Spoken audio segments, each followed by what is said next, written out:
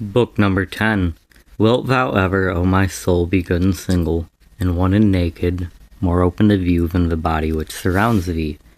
Wilt thou ever taste of the loving and satisfied temper? Wilt thou ever be full and without wants, settling thy heart on nothing, animate or inanimate, for the enjoyment of pleasure, not desiring time for longer enjoyment, nor place, nor country, nor fine climate, nor congenial company? Wilt thou be satisfied with thy present state, and well pleased with every present circumstance?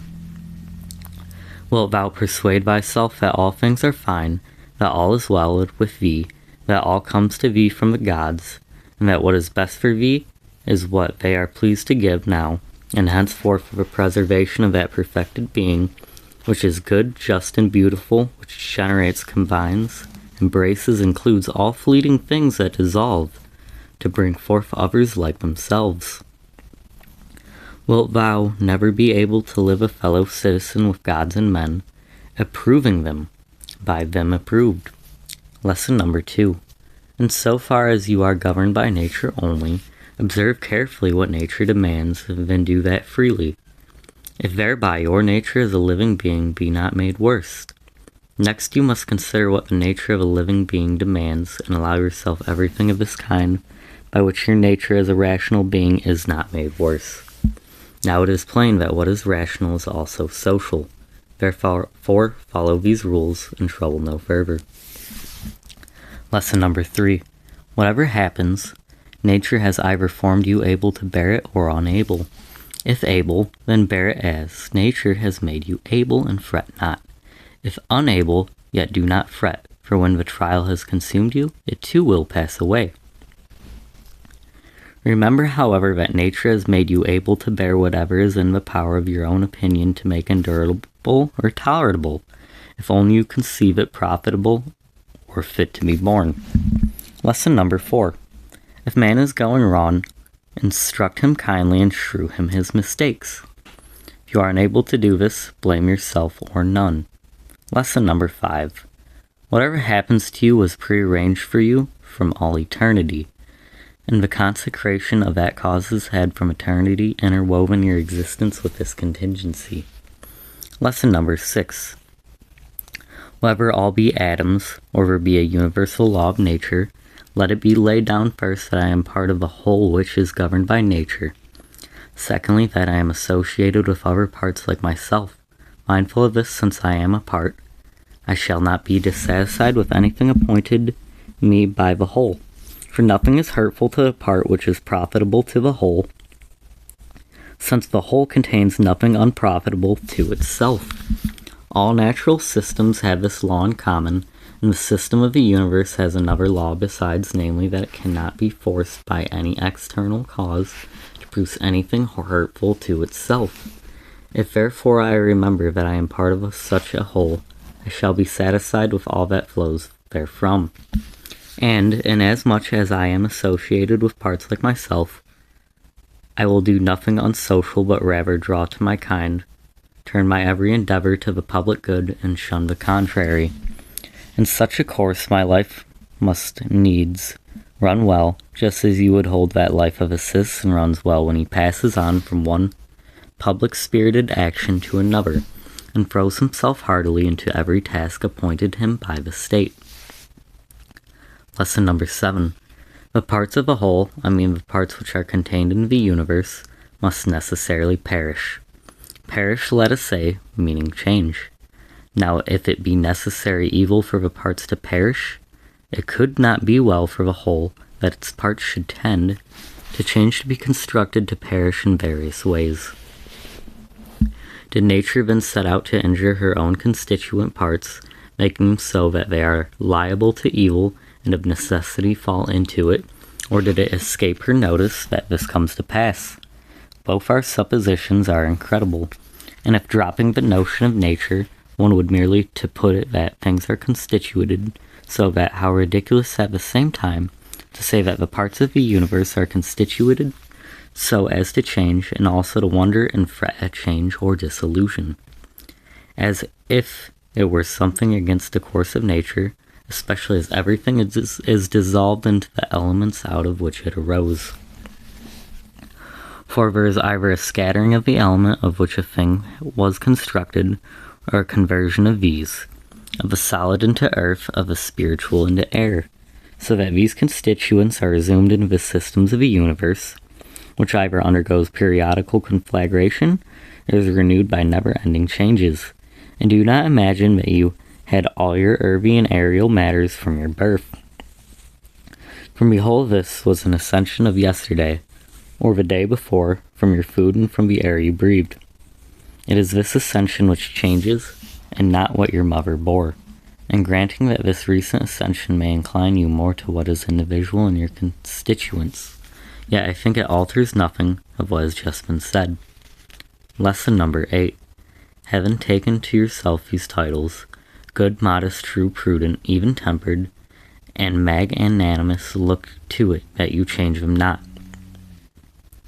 If you should come to lose them, seek them straightway again, and remember that prudence means for you reasoned observations of all things, and careful attention, ever temper, cheerful acceptance of a lot appointed by universal nature, magnanimity, the exaltation of the thinking part above any pleasant or painful commotions of the flesh, above vainglory, above death and all such things. If you steadfastly maintain yourself in these titles, and no hankering after hearing them given to you by others, you will be a new man, and a new life will open for you. For to continue as you have been till now, in the same life of distraction and defilement, should mark you as a man devoid of sense, who clings to life like the half-eaten, beasted fighters, who fought covered with wounds and gore, do yet appeal to be reserved until tomorrow, to be cast again in the wretchedness to the claws and fangs that lacerated them before. Take your stand then on these few titles. If you are able to abide in them, abide as one removed to the islands of the blessed. But if you perceive that you are falling away and cannot prevail, have the courage to retire into some corner where you may hope to prevail, or else depart from life altogether, not in anger, but in all simplicity, freedom, and modesty, having done at least one thing in life well, by so leaving it. Now it will be greatly help to be mindful of your titles, if you recollect that the gods desire not adulation, but that reasoning being should grow in likeness to themselves. And further, that a fig tree is set to bear figs, a dog to hunt, a bee to gather honey, and a man to do a man's work. Lesson number 9. Mimes, war, panic, sloth, servility will wipe out the sacred maxim which you have gathered by observing nature and stored in your mind. You ought to look and act in every case so that not only shall these tasks before you be accomplished, but also your theoretic faculty exercised and the self-confidence which springs from special knowledge preserved without ostentation or affected concealment. Will you ever attain to simplicity, to dignity, to a perfect discrimination in every case as to what a thing really is, what its true place in the universe, what the time it may endure, what its composition, to whom it may belong, and who can give and take it away. Lesson number 10. The spider exults when he has captured a fly, one man because he has taken a little hare, another because he has netted an anchovy, another because he has hunted down a wild boar or a bear, and another because he has conquered the Samaritans. But are they not brigades after all, if you look into their principles? Lesson number 11. Acquire a method of perceiving how all things change into one another. Pursue this branch of philosophy and continually exercise yourself therein. There is nothing so proper as this for cultivating greatness of mind. He who does so has already put off the body, and having realized how soon he must depart from among men and leave all earthly things behind him, he resigns himself entirely to justice in all his own actions, and to the laws of the universe and everything else which happens. As for what anyone may say or think of him or do against him, he gives it not a thought, but contents himself with these two things, to do justly what he has in hand, and to love the lot appointed for him. Such a man has thrown off all hurry and bustle, as no other will but this, to keep the straight path according to the law, and to follow God, whose path is ever straight. Lesson number 12. What need for suspicion when it is open for you to consider what ought to be done? If you see your way, proceed in it calmly and flexibly. If you do not see it, pause and consult the best advisers. If any other obstacles arise, proceed with prudent caution according to the means you have, keeping always close to what appears just. That is the best to which you can attain, and failure in that is the only proper miscarriage. He who in everything follows reason is always at leisure, yet ever ready for action, always cheerful, yet composed. Lesson number 13. As soon as you awake, ask yourself, will it be of consequence to you if what is just and good be done by some other man? It will not. Have you forgotten what manner of men in bed and at table are those who make such display and praise and blame of others? What they do, what they shun and what they pursue, how they steal and how they rob, not with hands and feet, but with their most precious part, whereby if a man will, he may gain faith, modesty, truth, law, a good discreting spirit. Lesson number 14. To nature which gives and again resumes all things, the well-instructed modest man will say, give what thou wilt, take again what thou wilt. And this he says, not with ostentation, but out of pure obedience and goodwill to nature. Lesson number 15. What remains to you of this life is little. Live as on a mountain, for it makes no difference whether we live here or there, provided we live like citizens everywhere in the world. Let men see and know you as a man indeed living according to nature. If they cannot endure you, let them slay you. It is better so than to live as they live. Lesson number 16. Discourse no more of what a good man should be, but be one. Lesson number 17. Constantly imagine all time and all existence, and think that every individual thing is in substance a fig seed, and in time the turn of an augur. Lesson number 18. Consider each of the things around you as already dissolving, in a state of change and as it were corrupting and being dissipated, for as one and all formed by nature to die. Lesson number 19. What sort of men are they when they are eating, sleeping, procreating, easing, nature, and the like? Then see them lording it over on their fellows, puffed up with pride, angry, or insulting judgments from on high. To how many were they slaves but lately, and why? And in what case will they shortly be? Lesson number 20. That is for the advantage of every man which is brought by universal nature, and for his advantage at the very time at which she brings it. Lesson number 21.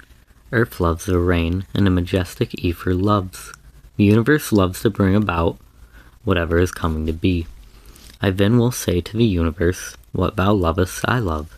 It is not a common saying that so-and-so loves to happen. Lesson number 22. Either you are living here your accustomed life, you are going abroad and met at your own will, or you are dying and your public office is discharged. Now besides these, there is nothing, but therefore of good courage. Lesson number 23. Keep this ever clear before you that a country retreat is just like any other place. All things here go the same as on a mountaintop, or on the sea beach, or where you will. You may always find that life of the wise man who is Platonic phrase makes the city wall serve him for shepherd's fold or the mountains. Lesson number 24. What is my soul to me? What am I making of it, and what purpose am I now using it? Is it void of understanding? Is it loosened and rent from the great community? Is it glued to and mingled with the flesh so as to follow each fleshly motion? Lesson number 25. Whoever flies from his master is a runaway. Our master is a law, and the lawbreaker is a runaway. And so is he also who through grief or anger or fear will not acquiesce in something that has happened, is happening, or will happen in the course of things predestined by the all-ruling power, which is the law, laying down for every man what is proper to him. He then who is afraid or grieved or angry is a runaway. Lesson number 26. He who is cast seed into the womb departs, another cause takes and works upon it, and completes the child. How wonderful the result from such a beginning. The child again takes food down its throat. Another cause takes and transforms it into sensation, motion, and a word of life, and strength and other things. How many and surprising. Consider then these things happen in such hidden ways, and view the power which produces them, just as we perceive the gravitation and levitation of bodies, not indeed with our eyes, yet none the less clearly.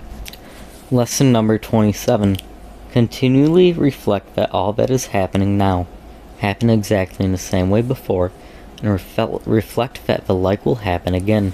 Place before your eyes all that you have never known from our own experience or fear from ancient history, dramas, and scenes, all similar, such as the whole court of Hardanius, the whole court of Antonius, the whole court of Philip of Alexandria, of Croesus.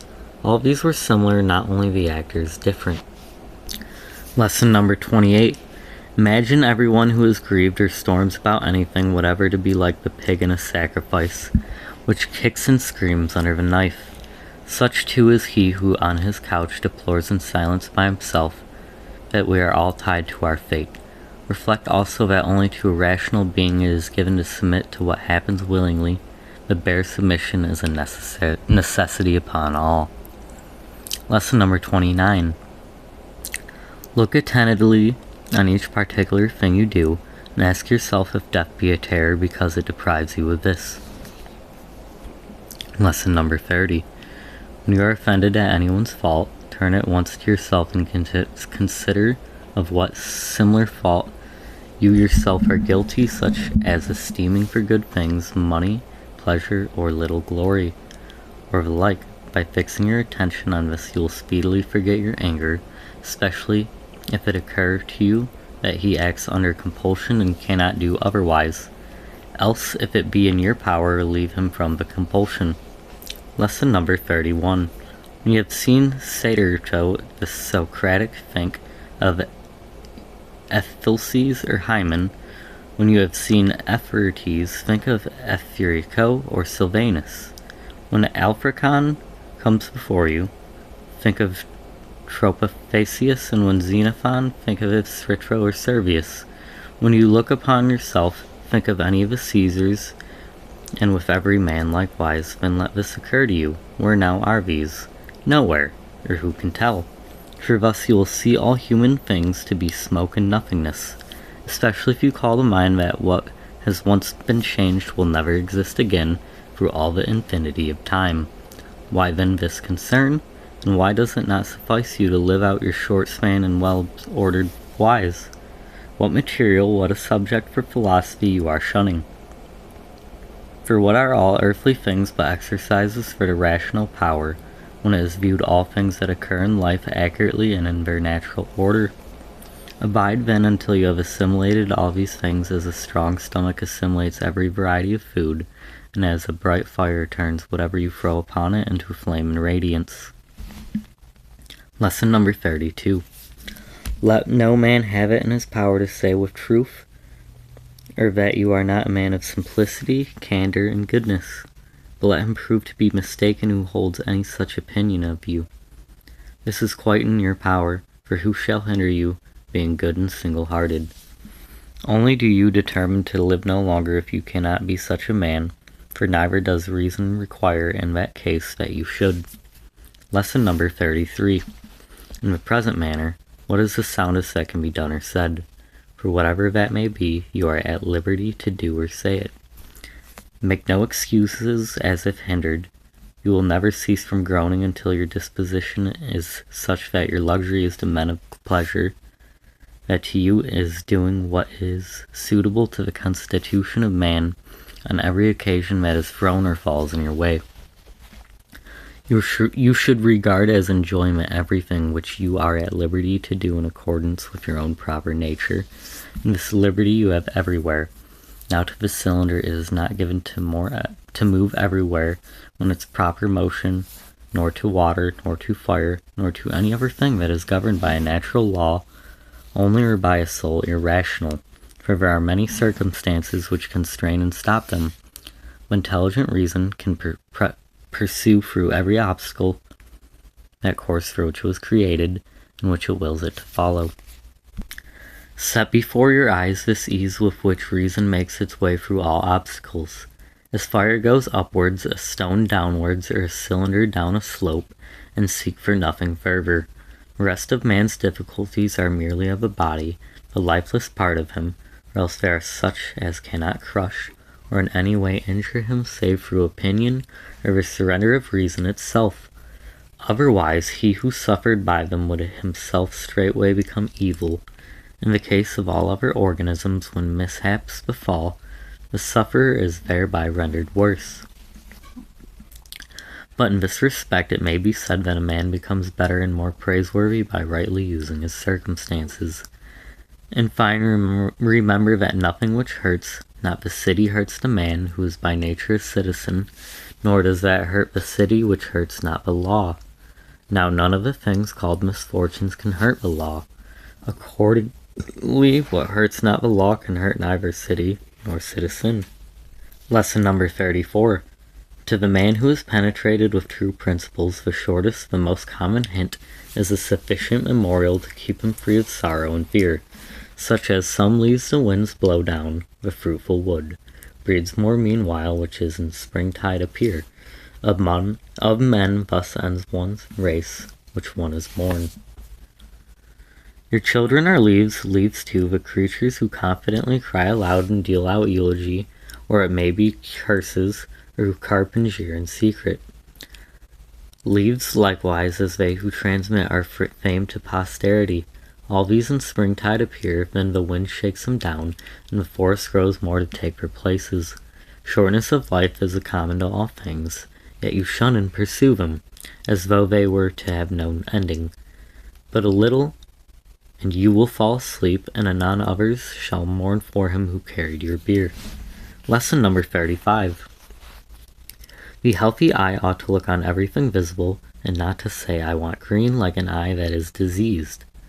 Sound hearing or sense of smell ought to be ready for all that can be heard or smelt, and the healthy stomach should be equally disposed for all sorts of food as a mill for all that is built to grind.